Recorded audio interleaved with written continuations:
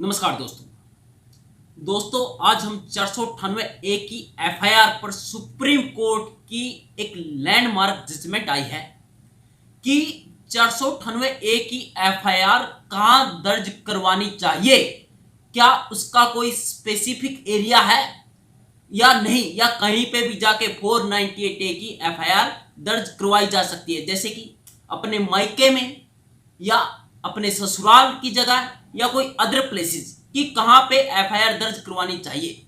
इसका जवाब आज हम देंगे इस वीडियो में।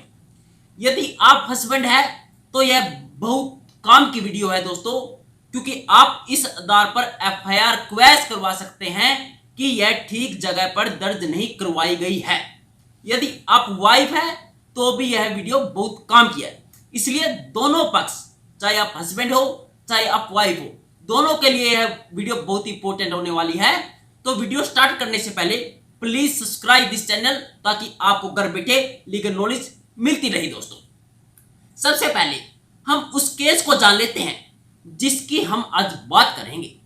वह केस है Priya Indoria versus state of Karnataka का केस है। दोस्तों यह है, क्या होता है कि जो लड़की होती है वो होती है झुंझुनू जिला राजस्थान से, और जिससे उसकी शादी होती है आफ्टर मैरिज दोनों बेंगलोर में रहने लग जाते हैं, कर्नाटका बेंगलोर में। तो क्या होता है, दोनों का डिस्प्यूट स्टार्ट हो जाता है, और डिस्प्यूट स्टार्ट होने के बाद हस्बैंड बेंगलोर कोर्ट में डाइवोर्स पिटीशन दायर कर देता है कि मुझे तो मेरी पत्नी से तलाक चाहिए, और ग्राउंड क्या बनाता है, क्रूअल्टी का, कि मेरी वाइफ मेरे को मेंटली तौर पर हरासमेंट करती है। जब दोनों में डिस्प्यूट बढ़ जाता है तो पत्नी अपने पति का घर छोड़ के अपने मायके झुंझुनू चली जाती है राजस्थान में, और वहां पर 498A की एफआईआर दर्ज करवाती है, जिसमें क्या करती है, सभी ससुराल वालों के नाम लिखा देती है। तो हस्बैंड क्या करता है, जो हस्बैंड और उसकी फैमिली बेंगलोर की सेशन कोर्ट में एक इंटरिम बेल या ट्रांजिट बेल लगा देते हैं। तो ट्रांजिट बेल का कंसेप्ट क्या होता है, उसमें क्या लिखते हैं दोस्तों, वो कहते हैं कि जो हमारी बहू थी, यानी जो उसकी वाइफ थी, वो बेंगलोर में रह रही थी, जो भी उसके साथ हुआ होगा वो बेंगलोर में ही हुआ होगा, और जो उसने एफआईआर दर्ज करवाई है वह झुंझुनू जिला में करवाई है। तो इसलिए हम यहाँ पे बेल लगा रहे हैं ताकि हमें अरेस्ट ना किया जाए तब तक के लिए, कि जब तक जहां पे एफआईआर दर्ज हुई है वहां जाके हम बेल ना लगा दें, यानी प्रोटेक्शन, अरेस्ट प्रोटेक्शन के लिए बेंगलोर कोर्ट में वो एंटिसिपेटरी बेल लगा देते हैं। तो दोस्तों जो बेंगलोर कोर्ट है वो क्या करती है, कंप्लेंट को नोटिस दिए बिना और जो आईओ था उसको सुने बिना जो हस्बैंड की बेल पिटीशन थी उसे अलाउ कर देती है, उन्हें ट्रांजिट बेल ग्रांट कर देती है। जब वाइफ को यह पता चलता है कि उनको बेल मिल गई है तो यह मामला दोस्तों सुप्रीम कोर्ट तक चला जाता है, और सुप्रीम कोर्ट में ट्रांजिट बेल के खिलाफ और वाइफ ने ग्राउंड रेज किया। क्या ग्राउंड रेज किया कि जो बेंगलोर कोर्ट ने ना तो मुझे नोटिस इशू किया और ना ही आईओ को सुना गया, और कहा मैंने एफआईआर दर्ज करवाई थी राजस्थान झुंझुनू जिला में और आप बेल ले रहे हैं बेंगलोर में, कम से कम मुझे नोटिस तो इशू करना चाहिए था। तो पति पक्ष का क्या कहना था दोस्तों, इसमें पति पक्ष का कहना था कि आपको नोटिस देना जरूरी नहीं था।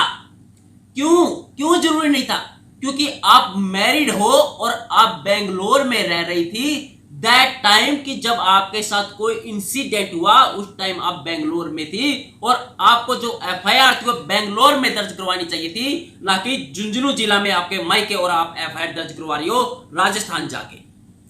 यह तो दोस्तों बहुत ही रेलेवेंट क्वेश्चन था। तो सुप्रीम कोर्ट ने दोनों पक्षों को ध्यान से सुना, केस को भी अच्छे से देखा, और सुप्रीम कोर्ट ने क्या कहा कि जो सीआरपीसी का रूल था 177 और 178 यह कहता है कि जब घटना जहां हुई हो तो एफआईआर भी वहीं दर्ज होनी चाहिए। अभी तक दोस्तों यह चला आ रहा था, जो सीआरपीसी का रूल था 177 और 178, परंतु 2019 में अमेंडमेंट हुआ। कौन सा केस से अमेंडमेंट हुआ, रूपाली देवी वर्सेस स्टेट ऑफ यूपी। उसमें एक सुप्रीम कोर्ट की जजमेंट आई जिसमें सुप्रीम कोर्ट ने कहा यदि पत्नी अपने ससुराल का घर छोड़कर मायके आ जाती है तो उसको वहां भी मेंटली तौर पर हरासमेंट किया जा सकता है, चाहे वो फोन करके ही क्यों ना किया जा रहा हो।